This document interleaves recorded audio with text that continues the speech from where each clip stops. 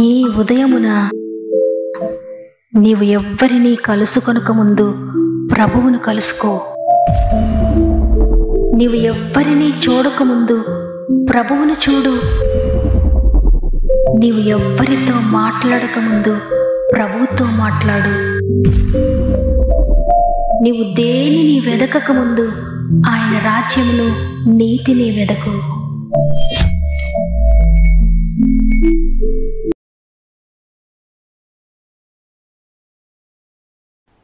Praise the lord.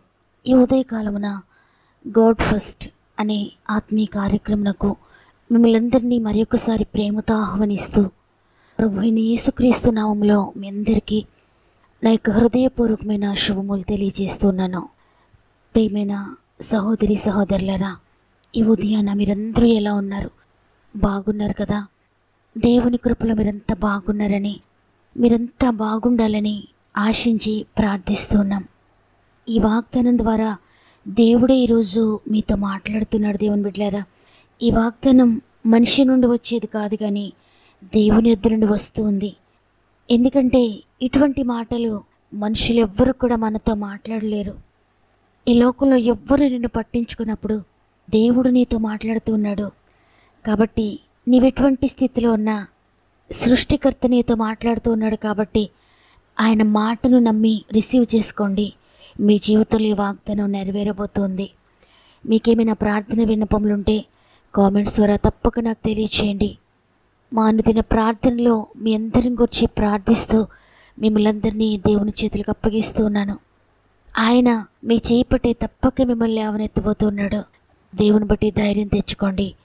దేవుడు మిమ్మల్ని దీవించి ఆశీర్వదించునుగాక.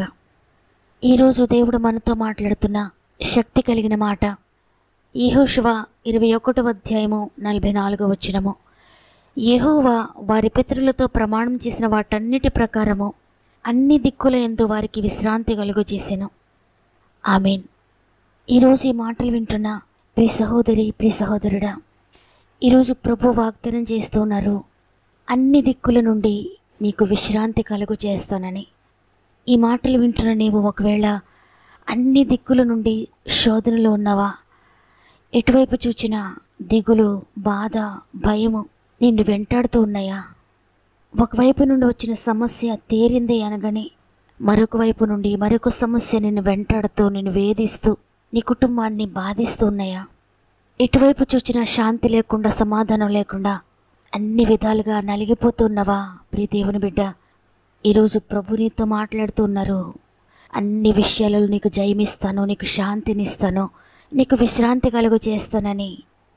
ఆనాడు ఇశ్రాయేలీయుల జీవితంలో 40 సంవత్సరాలు దేవుడు వారికి తోడుగా ఉండి నలుదిక్కుల నుండి వారికి ఎదురైన ప్రతి సమస్య నుండి కూడా వారిని విడిపించి, ఏ దిక్కు నుండి ఏ శత్రువు వారి మీదకి వస్తున్నా నలుదిక్కులో కూడా వారిని సురక్షితంగా ఉంచి వారిని నడిపించాడు.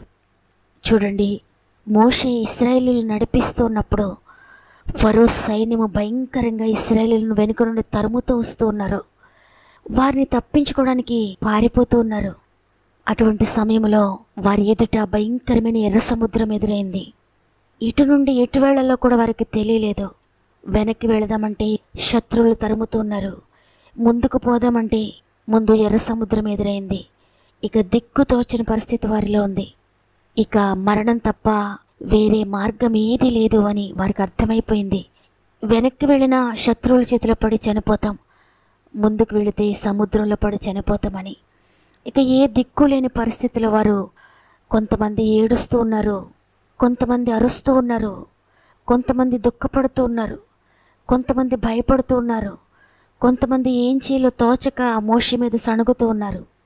ఇటువంటి కలవరముతో, భయముతో వారు దిక్కుతోచని స్థితిలో ఎటు వెళ్ళాలో కూడా తెలియకుండా వారు ఉన్నప్పుడు వారిని నడిపిస్తున్న మోషే దేవుని యందు విశ్వాసం ఉంచి దేవుని వైపు చూచాడు. ప్రభువును ఆశ్రయించినప్పుడు, ప్రభు, మోషే ఎందుకు భయపడుతున్నావు?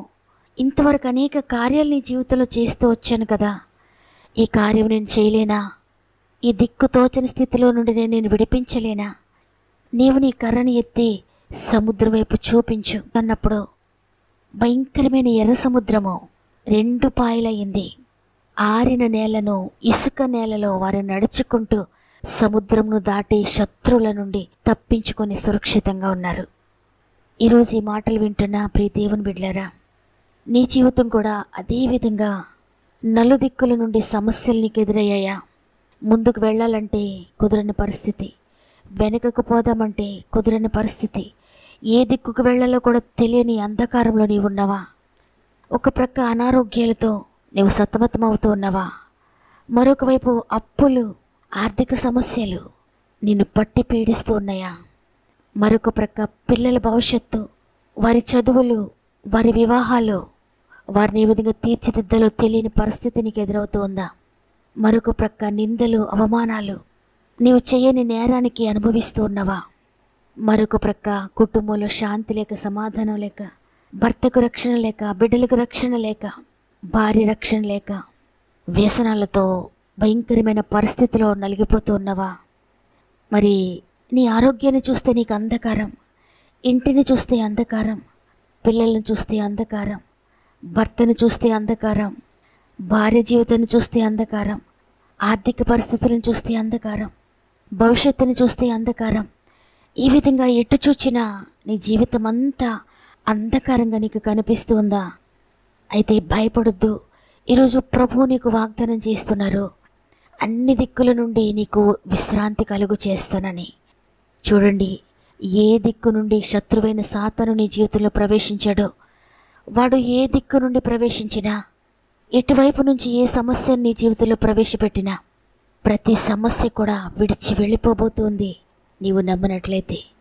చూడండి, ద్వితీయోపదేశ కాండము 28వ అధ్యాయము 25వ వచనం మనం చూస్తే, ఒక్క మార్గమున వారి ఎదుటికి బయలుదేరి నీవు 7 మార్గముల వారి ఎదుట నుండి పారిపోయి భూరాజ్యములన్నిటిలోనికి ఇటు అటు చెదరగొట్టబడుదువు. చూడండి, శత్రువైన సాతానుని గురించి లేక నీకు ఎదురవుతున్న సమస్యలను గురించి ఇక్కడ ప్రభు సెలవిస్తూ ఉన్నారు.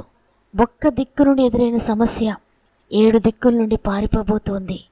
ఒక్క దిక్కు నుండి ప్రవేశించిన దుష్టుడు 7 దిక్కుల నుండి కంగారు పడి పారిపోబోతూ ఉన్నాడు. ప్రభు నీ జీవితంలో జోక్యం చేసుకోబోతూ ఉన్నాడు. ఆనాడు మోషే ప్రభు మీద పూర్తిగా ఆధారపడి తనకు దిక్కు తోచినప్పుడు, ఎటు వెళ్ళలో తెలియని అంధకారం ఎదురైనప్పుడు ప్రభు వైపు చూచినట్లుగా నీవు కూడా ఇటు తోచని స్థితిలో ఉన్నప్పుడు ప్రభు వైపు చూచినట్లయితే, పూర్తిగా ప్రభు మీద ఆధారపడి కొండల తట్టు నీ కనులెత్తి, నీకు సహాయము ఈ భూమి మీద ఎక్కడి నుండి నీకు దొరకదని, దేవుని దగ్గర నుండి మాత్రమే నీకు సహాయం దొరుకుతుందని పూర్తిగా ప్రభు మీద ఆధారపడినట్లయితే, నీ ఆర్థిక సమస్యల్లో నీకు విడుదల, నీ అనారోగ్య సమస్యలో నీకు విడుదల, నీ జీవితం గురించి, నీ కుటుంబాన్ని గురించి, నీ పిల్లల భవిష్యత్తును గురించి నీవు పడుతున్న కలవరము నుండి నీకు విడుదల, నీ అవమానాలు, నిందల నుండి నీకు విడుదల, ఈ లోకంలో నీవు ఎదుర్కొంటున్న ప్రతి పరిస్థితి నుండి కూడా నీవు అద్భుతకరమైన విడుదలను పొందుకోబోతున్నావు. నలుదిక్కుల నుండి నీకైన విశ్రాంతిని కలుగు చేయబోతూ ఉన్నాడు. కాబట్టి ఏ విషయానికి భయపడొద్దు. నీవు ఏ పోరాటంలో ఉన్నా ప్రతి పోరాటంలో ఆయన నీకు జయంనివ్వబోతూ ఉన్నాడు. కాబట్టి నీ పోరాటములన్నీ కూడా ప్రభు చేతులకు అప్పగించి దేవుని వైపు చూడు. విశ్వాసమునకు కర్తయు దానిని కొనసాగించేవాడైనా యేసు వైపు చూస్తూ నీ ప్రయాణాన్ని ముందుకు కొనసాగించు. తప్పక ఆయన నీకు అన్ని దిక్కులా విశ్రాంతినిచ్చి నిన్ను నడిపించబోతున్నాడు. గాఢాంధకారము నీకు కమ్ముకున్నా, ఏ చీకటి నిన్ను వెంబడిస్తున్నా భయపడొద్దు. ప్రతి గాఢాంధకారము నుండి ఆయన విడిపించి గొప్ప వెలుగును నీకు దయచేయబోతున్నాడు. అందరం హృదయపూర్వకంగా ఒక్క నిమిషం మోకరించి ప్రార్థన చేద్దాం. ప్రేమగల తండ్రి, నీకు వందనాలు. అన్ని దిక్కుల నుండి నీకు విశ్రాంతినిస్తానని వాగ్దానం చేసిన తండ్రి, ఈరోజు ఎంతమంది వాగ్దానాన్ని నమ్మి రిసీవ్ చేసుకుంటూ ఉన్నారో ప్రతి ఒక్కరి జీవితంలో ఈ వాగ్దానాన్ని నెరవేర్చండి. 3 బారిన జీవితాలను చిగురింపు చేయగలిగిన శక్తి నీకుందయ్యా. మారానుభవాన్ని మధురంగా మార్చే శక్తి నీకుంది. ఈ ఉదయాన ఎంతమంది ఎటువైపు వెళ్ళిన శాంతి లేదు, సమాధానం లేదు, అన్ని విషయాల్లో నేను బాధను అనుభవిస్తున్నాను, నాకు ఎటు చూచిన సమస్యలే, ఈ సమస్యల నుండి నేను ఎప్పుడు బయటపడతానని ఎంతమంది బాధపడుతున్నారో, పరిశుద్ధాత్ముడా ప్రతి కుమార్తెను కూడా తాకండి.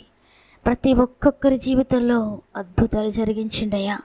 ఎంతమంది మోకరించి ప్రార్థిస్తున్నారు, వారి జీవితంలో అన్ని విధాలుగా మీరు మార్గం తెరవండి. పాప భారంతో ఉన్న వారిని అద్భుతకరంగా విడిపించి రక్షణ భాగ్యము దయచేయండి.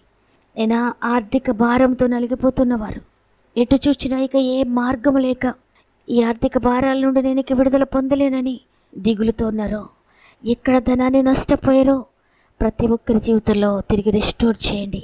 ప్రతి ఆర్థిక బంధకం నుండి కూడా విడిపించి గొప్ప విడుదలను దయచేయండి అయ్యా.